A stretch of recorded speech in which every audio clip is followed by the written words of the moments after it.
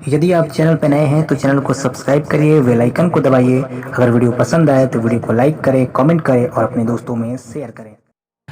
नमस्कार साथियों, कैसे आप लोग? आशा आप लोग अच्छे होंगे। फ्रेंड्स, देखिए, बिहार विधानसभा चुनाव 2020 को लेकर रणभेरी बज चुकी है और सभी पार्टियां कमर कस के चुनावी मैदान में कूद पड़े हैं। अगर हम बात करें महागठबंधन और एनडीए की, तो देखिए, इन दोनों के अंदर महागठबंधन और एनडीए में अभी जो है कि खटपट चल रही है। सीटों का बंटवारा नहीं हुआ है, लेकिन दोनों ने अपनी तैयारियां तेज कर दी है। चाहे पटना के अंदर पोस्टर वार हो या फिर आरोप प्रत्यारोप का दौर, ये दोनों तरफ से लगातार चल रहा है, दोनों पार्टियों की ओर से। और वहाँ पे जो प्रमुख पार्टियां जेडीयू और आरजेडी हैं, खासकर जुबानी जंग जो है कि इन्हीं दोनों पार्टियों के बीच में चल रही है। आज मैं इस वीडियो में आपको बिहार के 5 जो ज़िले हैं, उन ज़िलों का मैंने जो सर्वे किया है विधानसभा वाइज, और बताएंगे कि किसको किस सीट पर जीत मिल रही है, किसको कितनी यहाँ पे सीटें मिल रही हैं, केवल 5 ज़िलों का। इसी तरीके से 5-5 ज़िले करके मैं 5-7 वीडियो आपके बीच में लाऊंगा जल्दी और इसका सर्वे मैं पूरा कर लूँगा। तो देखिए, यहाँ पर अररिया का आज मैंने किया है, अरवल का, और उसके बाद औरंगाबाद, बांका और बेगूसराय। 5 ज़िले हैं: अररिया, अरवल, औरंगाबाद, बांका और बेगूसराय।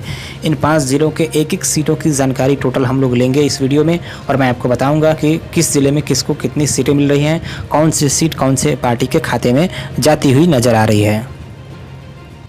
कौन कौन से मुद्दे सबसे ज़्यादा हावी हो सकते हैं बिहार के चुनाव में? तो जो सबसे बड़ा मुद्दा अभी उभर कर सामने आया है वो है युवाओं का, यानी बेरोजगारी का मुद्दा।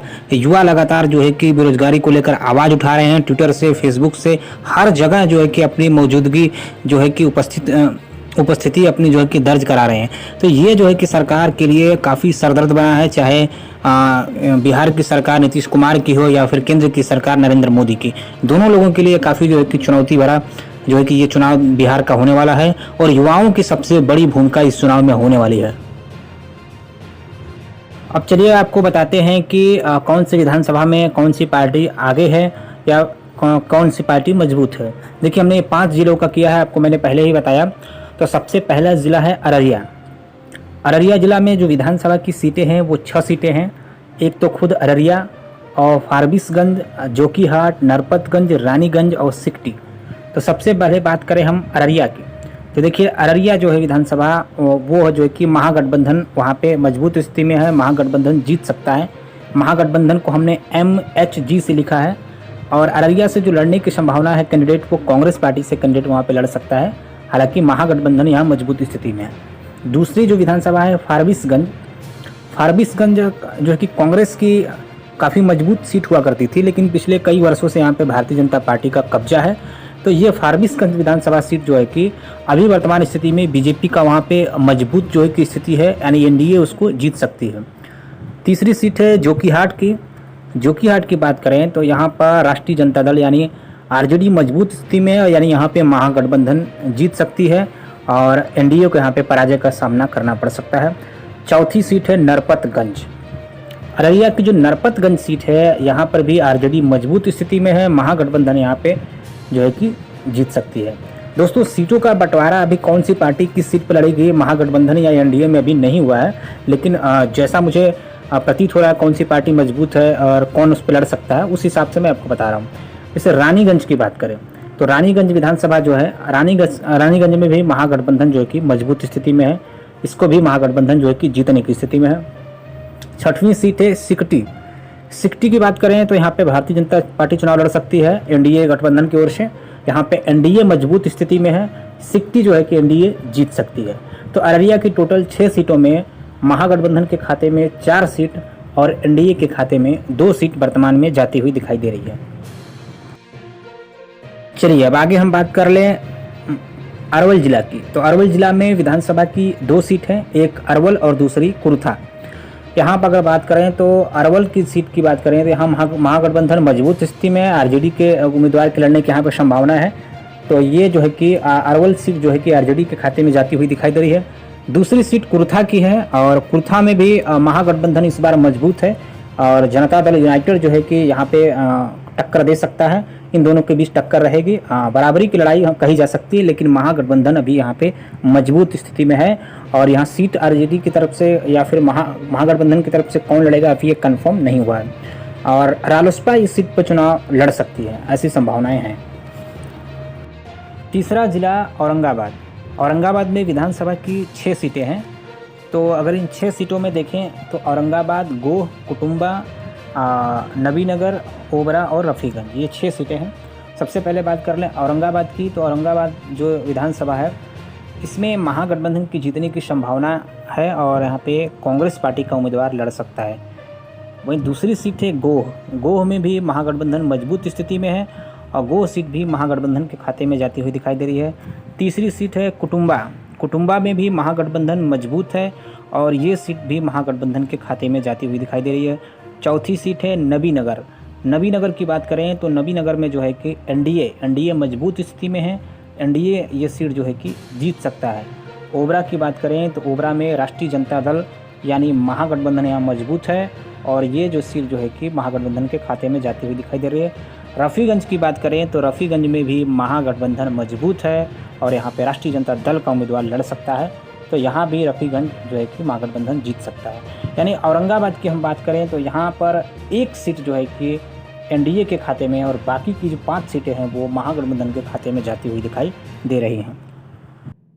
चौथा जिला है बांका। बांका जिला में हम विधानसभा की बात करें तो विधानसभा की 5 सीटें हैं। अमापुर, बांका, बेलहर, धौरैया, कटोरिया, इन 5 सीटों में सबसे पहले बात करें अमापुर की, तो अमापुर विधानसभा में जो है कि एनडीए मजबूत स्थिति में दिखाई दे रहा है। एनडीए का उम्मीदवार यहाँ पे जीत सकता है। दूसरा बांका की बात करें तो बांका में राष्ट्रीय जनता दल मजबूत है और महागठबंधन का उम्मीदवार यहाँ पे जीत सकता है। बेलहर की बात करें तो बेलहर में भी आरजेडी मजबूत स्थिति में है और यहाँ पे महागठबंधन जीत सकता है। चौथी सीट है धौरैया की। धौरैया में बात करें तो जनता दल यूनाइटेड जेडीयू मजबूत स्थिति में है यानी एनडीए मजबूत स्थिति में है और यहाँ पे एनडीए इस सीट को जीत सकता है। वहीं हम बात करें कटोरिया की तो कटोरिया में जो है कि महागठबंधन मजबूत है, आरजेडी का उम्मीदवार यहाँ लड़ सकता है और ये सीट जो है कि महागठबंधन जीत सकती है। तो टोटल हम 5 सीटों में अगर बात करें तो बांका में 2 सीटें एनडीए के खाते में और 3 सीट जो है कि महागठबंधन के खाते में जाती हुई दिखाई दे रही है। अगला ज़िला 5वां है बेगूसराय। बहुत ही महत्वपूर्ण ज़िला है। बेगूसराय जो है कि कम्युनिस्ट पार्टी का गढ़ है। अभी तो धीरे धीरे कमज़ोर हो गई है कम्युनिस्ट पार्टी वहाँ पर, लेकिन एक ज़माने में बेगूसराय में कम्युनिस्टों का गढ़ हुआ करता था। वही बेगूसराय आपने सुना होगा कन्हैया कुमार, जी हाँ कन्हैया कुमार यहीं से आते हैं, इसी बेगूसराय के रहने वाले हैं और बचपन से ही उनके ऊपर कम्युनिस्ट पार्टी की छाप पड़ी हुई है। तो कम्युनिस्टों का गढ़ जो है कि ये कहा जाता है बेगूसराय। तो बेगूसराय में यदि कम्युनिस्ट पार्टी और आरजेडी का गठबंधन होता है, जैसे कि खबरें चल रही मीडिया में, ऐसी स्थिति में बछवाड़ा विधानसभा, बखरी, बेगूसराय, चिड़िया, बरियारपुर, मटिहनी, साहेबपुर, कमाल और टेघरा, यानी इतनी यहाँ पे विधानसभाएं करीब करीब 7 विधानसभा हैं। सबसे पहले बात करें बछवाड़ा की तो बछवाड़ा में जो है कि सीपीआई कम्युनिस्ट पार्टी यहाँ पे जीत सकती है। महागठबंधन में अगर ये रही तो यानी महागठबंधन ये जीत सकता है। बखरी की बात करें, बखरी भी जो है कि महागठबंधन में खाते में जाती हुई दिखाई दे रही है। बखरी विधानसभा भी महागठबंधन जीत सकता है। बेगूसराय बात करें तो बेगूसराय भी महागठबंधन जीत सकता है, यहाँ से कांग्रेस के प्रत्याशी लड़ सकते हैं। चिड़िया बरियारपुर की बात करें तो चिड़िया बरियारपुर में महागठबंधन जीत सकता है और यहाँ से सीपीआई का प्रत्याशी महागठबंधन की ओर से लड़ सकता है। मटिहनी की बात करें तो मटिहनी में एनडीए लड़ सकता है, एनडीए जीत सकता है, यानी एनडीए यहाँ से मटिहनी से जीत सकता है। साहेबपुर कमाल की बात करें तो यहाँ पर भी महागठबंधन मजबूत स्थिति में है और महागठबंधन में साहेबपुर कमाल से जो है कि महागठबंधन जीत सकता है। टेघरा विधानसभा मिनी मास्को कहा जाता है, बहुत महत्वपूर्ण विधानसभा है ये, ध्यान रखिएगा इसका। ये गढ़ रहा है कम्युनिस्ट पार्टी का, तो यहाँ पे सीपीआई चुनाव लड़ सकती है और महागठबंधन के गठबंधन के साथ तो ये जीत सकती है सीपीआई इस सीट को। और टेघरा से जो है कि ऐसा लग रहा है कि कन्हैया कुमार फिर से चुनाव लड़ सकते हैं, ऐसी चर्चा है, लेकिन कितनी सत्यता है ये तो टिकट के बाद ही पता चल पाएगा। लेकिन ऐसी खबरें चल रही हैं कि टेघरा से कन्हैया कुमार जो है कि विधायकी का टिकट चुनाव लड़ सकते हैं, तो ये स्थिति वहाँ पे बन सकती है।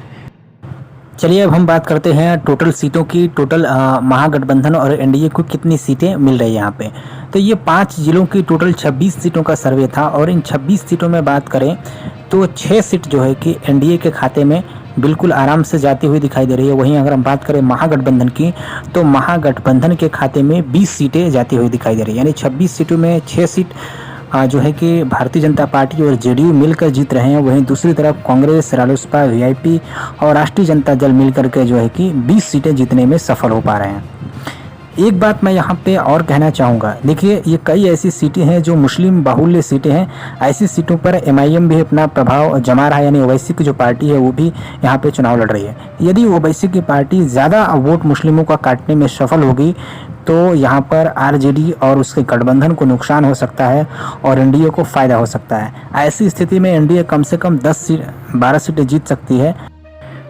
एमआईएम से जो सबसे बड़ा खतरा है वो आरजेडी के अपने वोट बैंक पर है, और राष्ट्रीय जनता दल यदि जो है कि एमआईएम के प्रभाव को नहीं रोक पाया तो राष्ट्रीय जनता दल को बड़ा नुकसान सीमांचल के इलाके में हो सकता है। चलिए फिर, धन्यवाद, मिलते हैं आपसे नेक्स्ट वीडियो में। वीडियो को ज़्यादा से ज़्यादा शेयर करें।